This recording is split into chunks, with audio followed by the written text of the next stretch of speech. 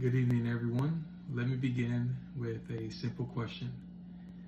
How many of you have ever felt your heart race, your palms sweat, and your throat tighten at the thought of speaking in front of a crowd? If that sounds familiar, well, you're not alone. In fact, glossophobia, the fear of public speaking, is one of the most common phobias in the world. And today we're going to explore what makes public speaking so terrifying for so many people, the science behind the nerves, and how we can move from fear to confidence. Public speaking anxiety is deeply rooted in our evolutionary psychology. Thousands of years ago, being judged by others could literally mean the difference between life and death in tribal societies. Our brains, they still interpret those watchful eyes as a threat today, and the fear is often fueled by perceived judgment. It's not really the act of speaking itself, it's the anticipation of being embarrassed, being rejected, or just not measuring up. Studies show that this fear actually activates our fight or flight response. And that's why your heart races, your mouth goes dry, or your mind goes blank. Your brain is reacting as if there's a lion in the room instead of an audience. So, touching on the science of stage fright, the amygdala, the brain's emotional alarm system, it does play a major role in public speaking anxiety. In that moment, it hijacks your thoughts with fear-based signals that affect your body. And when that happens, adrenaline floods your system, which causes physical symptoms like sweating or trembling. But there's good news.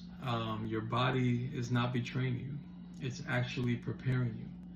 And interpreting those symptoms as excitement instead of fear can actually make a huge difference. So how can we shift from fear to action? Here are a few research-backed ways to manage public speaking anxiety. Number one is going to be preparation. So knowing your material well, because confidence comes from being prepared. So things that we can do is we can write it out, we can rehearse, we can record ourselves. But one thing we don't want to do is we don't want to just wing it. Number two is going to be visualization. Mentally rehearse success. Picture yourself delivering your talk smoothly and confidently. This primes your brain for a positive experience. Number three is going to be to reframe the fear. So what if you view the nerves as energy and not anxiety? Some of the best speakers feel nervous, but they just don't let it stop them. They work through it. Number four is going to be breathing and pausing. So deep breathing, what it does is it regulates your nervous system. And pauses are very powerful.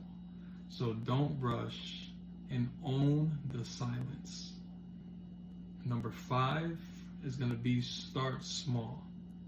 Practice in front of friends, in class, or even your own reflection, because exposure is going to reduce fear over time. So the next time you feel like your stomach is flipping before a presentation, I want you to remember that you are not weak, you are human, and you are not alone.